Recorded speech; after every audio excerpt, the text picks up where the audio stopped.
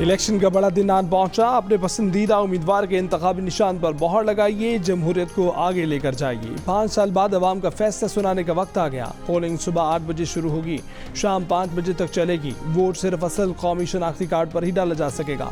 जायदुल मियाद शनाख्ती card पर भी काम आएगा। 12 करोड़ 85 लाख से ज्यादा वोटर कौमी और सूबाई असम्बलियों के 855 हलकों में उम्मीदवारों को चुनेंगे।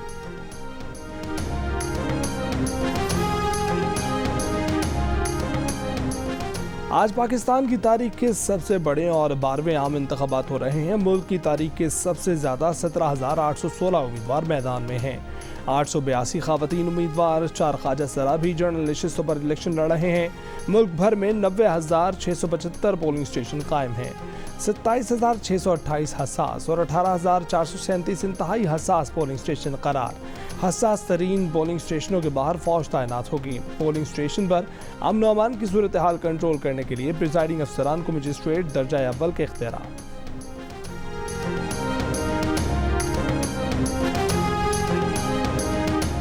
शहबाज शरीफ ने कहा है कि इलेक्शन में अगर उनकी जमात को सादा अक्सरियत मिली तो वजीर आजम नवाज शरीफ होंगे। अगर इत्तेहादी हुकूमत बनी तो फैसला मुशावरत से होगा। जियो न्यूज़ की खसूसी इलेक्शन ट्रांसमिशन में गुफ्तगू।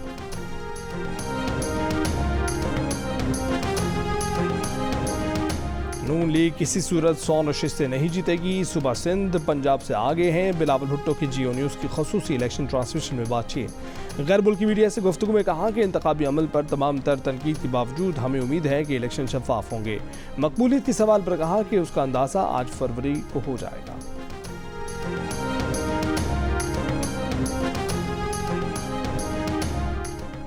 इंतखाबात के बाद धरना देने या पार्लियामेंट से मुस्ताफ़ी होने का कोई फैसला नहीं हुआ। तहरीक इंसाफ के रहनुमा गौहर खान की जियो न्यूज़ से गुफ्तगू। कहा कि हम पार्लियामान में बैठेंगे। उम्मीद है कि हमारे आज़ाद अरकान जीतने के बाद हमें ज्वाइन करेंगे।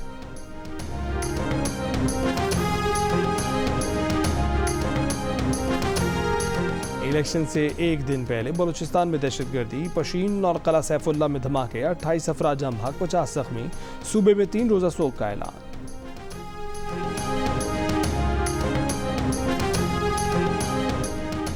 कराची के हाल के NA 232 कोरंगी में प्रिजाइडिंग ऑफिसर का बैलेट पेपर छीनने का बयान। कहा कि मुलजिमान ने 2 कौमी और 2 सूबाई असम्बली के बॉक्स छीन लिए। पुलिस के पहुंचने पर मुलजिमान बैलेट पेपर्स का बॉक्स छोड़कर चले गए। इलेक्शन कमिश्नर सिंध का नोटिस, रिपोर्ट तलब कर ली। कहा कि पुलिस और रेंजर्स की इजाफी नफरी पोलिंग स्टेशन के बाहर तैनात है। Senior deputy convener MKM Mustafa कमाल ने कराची के हल्के NA 235 में RO से बैलेट पेपर छीनने का इल्ज़ाम लगा दिया। कहा कि बैलेट पेपर छीनने के वीडियो सबूत हैं। इलेक्शन कमीशन नोटिस ले। पीपल्स पार्टी कराची पर कब्जा करना चाहती है।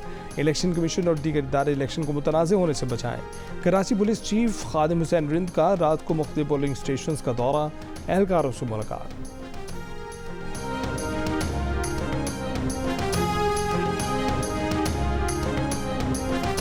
इंटरनेट बंद हो या चले, इलेक्शन मैनेजमेंट सिस्टम चलता रहेगा। सिक्योरिटी और दीगर वजूहात पर बाज़ जगह नतीजे में ताख़ीर हो सकती है, मगर रद्दोबदल नहीं हो सकता।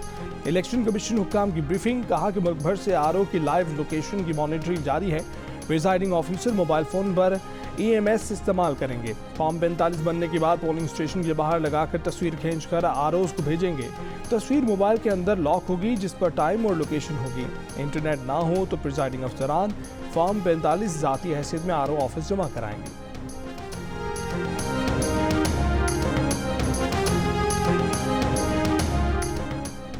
इलेक्शन 2024 के बड़े मुकाबले। साबिक वज़ीर आज़म नवाज शरीफ का NA 130 लाहौर में डॉक्टर यास्मीन राशिद से सामना होगा। वज़ारत उज़्मा के लिए पीपल्स पार्टी के उम्मीदवार बिलावल भुट्टो सरदारी का NA 194 लाड़काना में JUIFA के राशिद हुसैन जुमरों से मुकाबला होगा। शहबाज शरीफ का NA 123 में अफजाल अजीम और NA 132 में सरदार मोहम्मद हुसैन लोगर से जोड़ पड़ेगा। NA 128 लाहौर में शेर को वोट नहीं डाल सकेगा। इस हल्के में शहबाज शरीफ और हमजा शहबाज इस्तेहकाम पाकिस्तान पार्टी के ओन चौधरी को औकाफ के निशान पर वोट देंगे।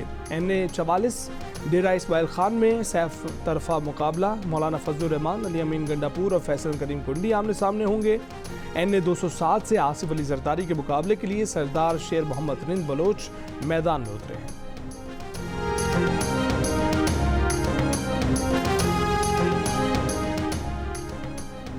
NA-119 लाहौर में मरीम नवाज के मुकाबले पर आज़ाद उम्मीदवार शहजाद फारूक हैं। NA-71 सियालकोट में ख्वाजा आसिफ का रेहाना इम्तियाज डार से टाकरा होगा। NA-56 रावलपिंडी में शेख रशीद और हनीफ अब्बासी आमने सामने आएंगे। NA-64 गुजरात में चौधरी सादिक हुसैन और परवेज इलाही की अहलिया कैसरा इलाही मद्दे मुकाबिल। NA-149 में जहांगीर तरीन का मुकाबला मलिका मिडोगर से। NA-261 में अख्तर मेंगल और अब्दुल गफूर हैदरी आमने सामने। जमात इस्लामी कराची के अमीर हाफिज नेमुल रहमान और MKM पाकिस्तान के सैयद अमीनुल हक में मुकाबला होगा। खालिद मकबूल सिद्दीकी का जमात इस्लामी के मोहम्मद बाबर खान से मुकाबला। जमात इस्लामी के अमीर सिराजुल हक आज़ाद उम्मीदवार मोहम्मद बशीर खान का मुकाबला करेंगे।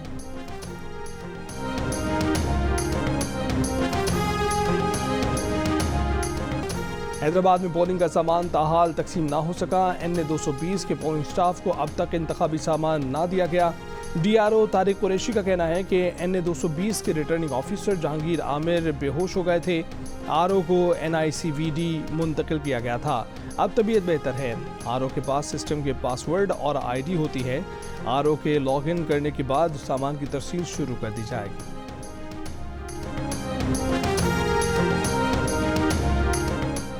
इलेक्शन इंतजामात मुकम्मल हो गए हैं। अवाम को मुकम्मल तहफ़्फ़ुज़ फराहम करेंगे। निगरां वज़ीर आला पंजाब का कहना है कि उम्मीद है कि दिन अच्छा गुजरेगा।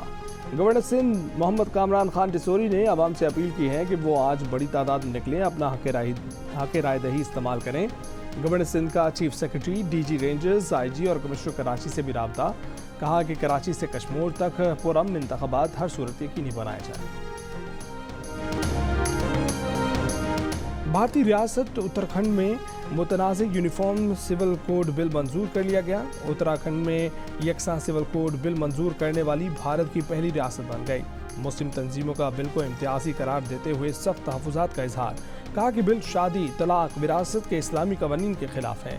ऑल इंडिया मजलिस इत्तेहादुल मुस्लिमीन के सदर असदुद्दीन अवैसी ने कहा है कि ये यूनिफॉर्म सिविल कोड नहीं, हिंदू कोड ऑफ कंडक्ट है।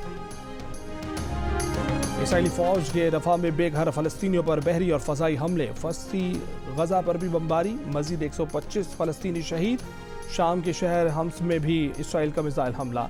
मुतादिद शहरी जाँ भाग। अमरीकी वज़ीर ख़ारजा एंटनी ब्लिंकन के दौरे में सऊदी अरब का दो टोक मौक़िफ़। सऊदी हुक्काम ने अमरीका पर वाज़ेह कर दिया कि आज़ाद फ़लस्तीनी रियासत कायम होने तक इसराइल के साथ कोई सिफारती ताल्लुकात कायम नहीं होंगे।